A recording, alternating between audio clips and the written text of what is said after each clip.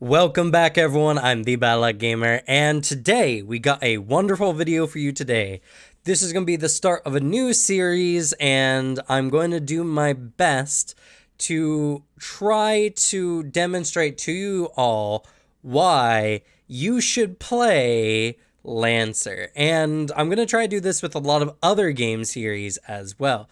This is going to be my attempt, at the very least, to try to get people interested in other tabletop games, and I can think of no better one to start off with but Lancer. Lancer is an amazing game, but you know what? This video will be a little bit more curated to your, entertainment, hopefully, and I'm going to segment this video off into multiple parts. So you can look down below in the search bar, the play bar, to go to the parts that interest you the most about Lancer. And yeah, that's about all I got. So let's get into it.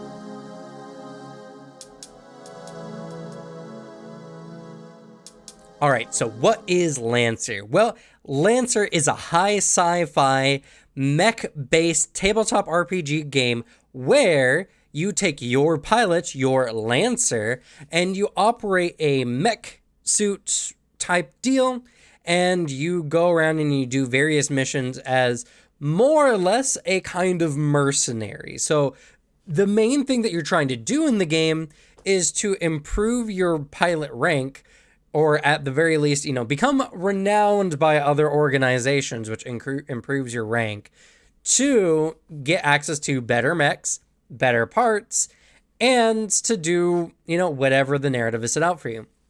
What really sets Lancer apart from other tabletop games is its emphasis on the mission-based scenario of you go out, you do a mission, you come back, you alter your mech, you go out, you do a mission, you come back, you alter your mech. And not only that, but your mechs are variable. They are super modular. So you get a lot of opportunities to change your mech up in many ways, some of which we'll go into here in a little bit. But the best part about this game is it has the ability to be a very drop-in, drop-out style of game. You can have a longer narrative kind of going on in the background during your downtime or whatever, but the main function of the game is you go out on a mission, you do that mission, and when the mission is done, your rank goes up. There's no XP, there's nothing you have to track, you don't need to spend any points on your skills, you just go out, level up, and get better as you do each of your missions. And your group can be variable. You can have people jump in, drop out, come up with all kinds of very interesting ways to have some new people kind of show up for a couple sessions, and the missions can be as long as you want them to. This is a very dynamic and diverse way to play the game, and not only that, but because the mission base allows you to kind of have players jump in and out at any time, that means that you can even change characters as much as you want. And even though some characters might have a higher pilot rank, that's not necessarily going to be that big of a thing, because Lancer is not very much based on the vertical scaling of how it levels. It's more based on what your mech is capable of, though obviously the higher your pilot rank is, the better your mechs are overall. And even if it's just for the sake of having fun as pilots, as Lancers, there's a lot you can do in this game system, and I just absolutely love how it is very much based on the missions, because that allows you to have your group be a little bit more flexible and more dynamic. And I know one of the biggest things that a lot of people struggle with when it comes to tabletop is setting up games. But there's a lot more to Lancer than just this.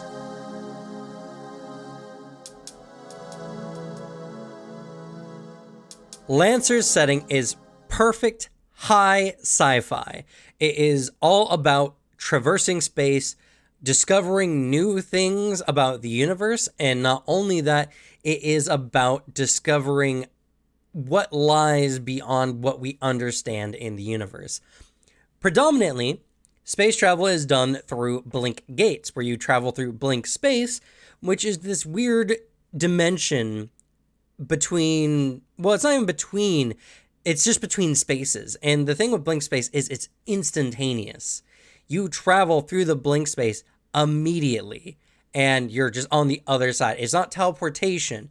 You literally go into another dimension, and it's just there's nothing there. You go through a literal nothing space, a 0 point space to travel between locations. And that is really cool.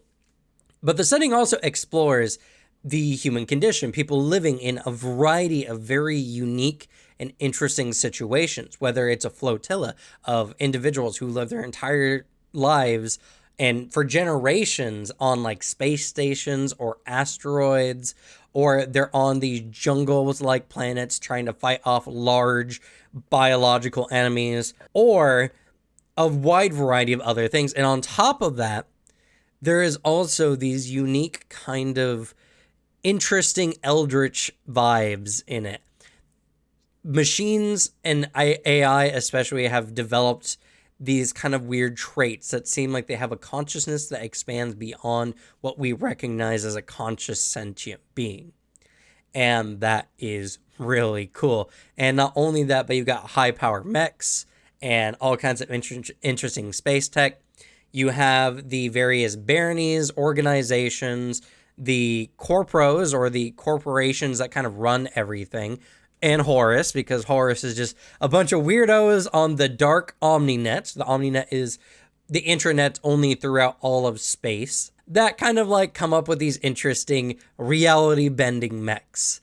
And there's just so much to explore, whether it's diplomacy, whether it's social situations between different cultures, whether it's discovering how to live on hazardous planets, or what it means to live constantly at near speed of light travel, where your life is hyper extended to thousands of years versus real time, and entire civilizations might be founded and fall between when you jump out of space and not.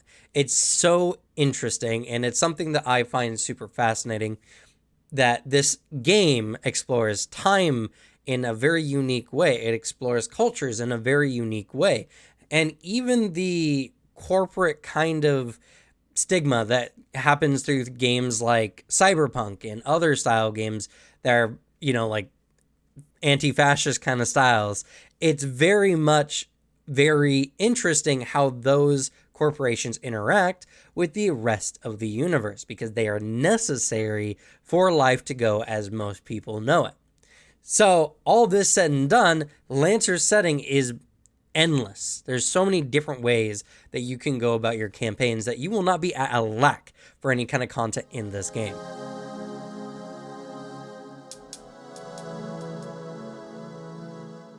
All right, let's talk about the builds, the characters. This is what you're all here for, right? This is the thing that you're all super interested in. Well, let me tell you, we're going to talk about some very interesting stuff. So, Lancer is, at its very core, a modular game. That means that what you add to your character or take away from your character is swappable between missions more often than not. Now, your character might have some triggers, which are their skill checks in the game, which the word trigger means it comes up in a situation, So it's a very loose system as far as the skill triggers are concerned. The skill triggers are just a pass or fail D20 die roll that you need to get a 10 or higher. Sometimes the difficulty is higher, but the standard is a DC 10 to succeed a check. And you can succeed a check at literally anything. You want to hack into a system, a single roll, bam, done. The DM might make it extended, might give you some difficulty, whatever, but there's a high emphasis that when it comes to the narrative, out of mech gameplay, it's supposed to be smooth, narrative based, and to get you from point A to point B quickly and succinctly along with the narrative without bogging it down with too many dice rolls. And for some people that's amazing, and other people might not like it, but I do like it because it is completely contrasted by how the mechs operate. Now, most of the game is orientated towards the mechs and how mech combat works. Mech combat acts somewhat like a war game. You have a hex grid, and your Lancers can move around strategically, what weapons you have equipped, what gear you have equipped. All of it really matters, and there's a wide variety of different types of combat that can happen in the game, whether it's in zero G, underwater, on Terra. There's no limit to the number of situations. And on top of that, your character gets talents that can adjust how your mech operates or how you pilot your mech. You get licenses. Your license score is equal to your pilot level, and you can get multiple licenses with different corporations for different mechs. So you can mix and match not only the mechs and their weapons and systems and the like, but you can also mix and match core bonuses. And core bonuses is another core thing because they are very important for how your mech operates. And so that might all sound like a bunch of gibberish, so I'm going to give you guys an example. Let's take the Drake. My favorite boy, look at him. Look at the tanky little boy. I absolutely love the Drake. I love the aesthetic of it, and this is just a really good mech to show you how this game works in general. So the Drake at its base design element is it is a Guardian heavy weapon user style mech. Your allies can use you as hard cover. You use lots of guns. You have a heavy mount and 2 main mounts, which means you can have up to 4 auxiliary weapons or 2 main weapons, or a main weapon and a super heavy weapon, and of course 2 main weapons and a heavy weapon. That's a lot of different choices, but we're not done with that. See, how you design your mech is also very important, but there's something I failed to mention, and that is going to be your mech skills. These completely operate how your mech works and what kind of features they can do. For instance, you have your hull, which gives your mech more HP. It also allows you to be more durable. It also increases how many times you can repair your mech between the long rests, or between, I forget what it's called. It's something to do with like a full repair. That's what it's called, a full repair. There is agility, which increases how hard it is to aim at your mech and your mech's base speed. There's systems, which allow you to have a higher E defense, which protects you from being hacked, as well as improving your tech attack, which allows you to hack better. As well, you get extra system points, which allows your mech to have even more bits and bobs and things it can do. And then there's engineering, which gives you a higher heat cap, which is how much you can use some of the more powerful abilities that heat up your mech all the while, and increases your number of limited systems. So if you have something that is taking ammo or something like that, your higher engineering, the better you're off. So let's look at Drake here, right? And oh, I forgot. There's also your talents, and your talents can operate how you do things as well. They give you a variety of skills or improve how you can work in certain situations, like the Ace, which allows you to fly at supersonic speeds and completely focuses on mechs that fly. There's also the House Guard, which makes your mech better at defending its allies. There's just so many. I wish I could talk about them all, but let's go ahead and on with the Drake here, as I keep alluding to my big chunky boy here. So the Drake at its core, tank. Mentioned this before. Its core ability, its core system that it can do is it can plant itself down, become a literal barracks in the middle of the battlefield, and it becomes impossible to move, impossible to impair. It acts as hard cover, gets constant hard cover. It just bunkers down and becomes a nuisance. So how can you play this Drake boy here? Well, there's a variety of ways, and some might surprise you. Now, obviously, you could go with like the House Guard style. You have the ability to guard your allies from a much larger distance. You're very tanky, very sturdy. Maybe you take some Juggernaut in to make your character just run through enemies, plow them through. You become the pure defensive linebacker, big shield, big guns, and you're set to go. But wait, you don't have to play Drake as a big tanky boy. You could play him as a massive flying fortress that moves at supersonic speeds. I mentioned the Ace talent tree before, and this works perfectly with the Drake because what it allows you to do, and with some of the core bonuses, you can fly this big chunky boy here, and it'll just cost you a little bit of heat. And not only that, but you get an additional D6 of spaces. So The Drake initially has a speed of 3. Most mechs have a speed of 5, making him a little slow. You give him an additional d6. The average roll is about 3.5 or 3, depending on how you want to do the math. That means that his average speed jumps up to 6, making him faster than most standard mechs that do not invest in their agility. And he gets a bunch of different abilities to move as reactions. You can put teleportation tech on him, systems to allow him to teleport when being struck. And not only that, he is still a big tanky boy. You can play a literal flying fortress style mech that has missile silos or a big gun, or if you even want to go really dangerous, you can go into the nuclear cavalier talent tree and then give him a fuel rod gun where he heats up and then ejects fuel rod and shoots people with them, immediately reducing his own heat while simultaneously attacking enemies. And there's so much more that you can do with this game, and that is just one mech. Other mechs can do a wide variety of crazy things, whether it's teleportation, bending reality, using nanite swarm, being literal walking missile silos, heating your core to the limit to make your weapons pierce through enemy armor. Lancer is a game about variability, modularity. You can explore space. Your pilot and every skill that you add is always meaningful and always adds to the character. Do you want to play a game that you can just play with your friends when you got a free night? Lancer is the way to go, because you do not need super long storylines. Missions can be one night ordeals if you so choose. It can be multiple nights. You could have a long story if you so choose, making the missions end at strategic points to give the mechs an increase in power. And as I said, there's not much in Lancer as far as the vertical scaling of the game. The GM, the one who's running the game, can obviously set the enemies up to be appropriate for your level, but that's not a big thing. The enemies can always be just as powerful as you want them to be, and it doesn't affect anything because there's not really that style. You go up against biological creatures, you can just amp up their stats to match the pilot level. You go up against enemy mechs, you just give them more mech abilities as your characters go up in level, and it won't feel that different. And not only that, but the GM can scale in the combat so that there's mechs and other kinds of like autonomous units that are very easy and very, squishable by your party, while the enemy team has their own Lancer that your team has to duel with, or a team of Lancers, depending. It's so good.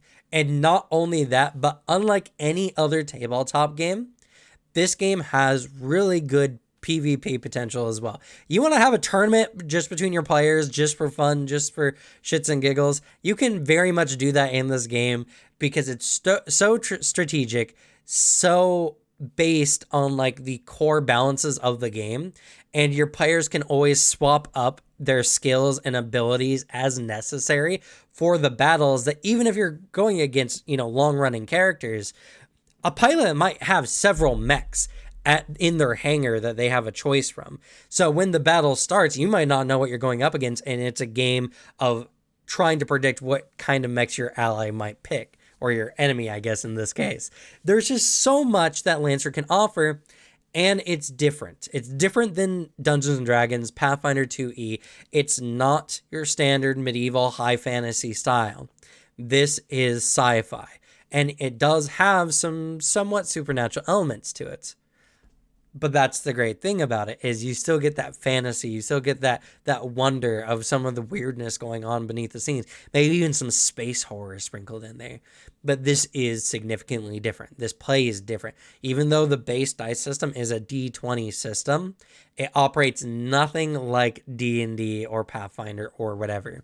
And this is a great game to pick up, especially because it's so mission-based that you can just play it for a couple nights and play your core game. It's a good game to take a break with. It's a good game if you have very inconsistent groups. It's a good game if you just want to have some really great mech style strategy based combat with RPG elements from characters that you've built up to that point. I think everyone should try Lancer, and that's what this video is about. Trying these games out. So, I forgot to do this, but I'm going to do this now. If you like this video, please, I'm begging you, at least leave a like. This needs to work. This style of content needs to work, and I'm doing my best to make content that people want to see, to get people to look at other tabletop games. Because you can play multiple games. Even Paizo, D&D is a top competitor, and that's being very gracious because they're not really a competitor, has multiple games. It has Starfinder and Pathfinder, you know. They want you to play other games. There's no reason why we can't play other tabletop games.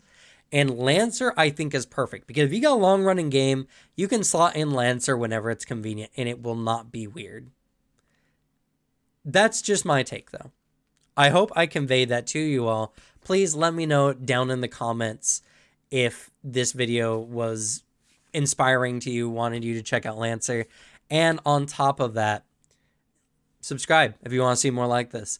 I'm going to be producing some more videos on Lancer, some more helpful like player aids and even GM aids if that's what you guys want. And on top of that, I'm going to be looking at other tabletop systems as well, and I'm going to be describing them and doing content for them like I'm doing here with Lancer. So if that's something you want to see, please help support me in any way you can. Like, subscribe, follow me on Twitter, however you can do it, because I need your help. I need your help to make tabletop better. So I'm going to shamelessly ask.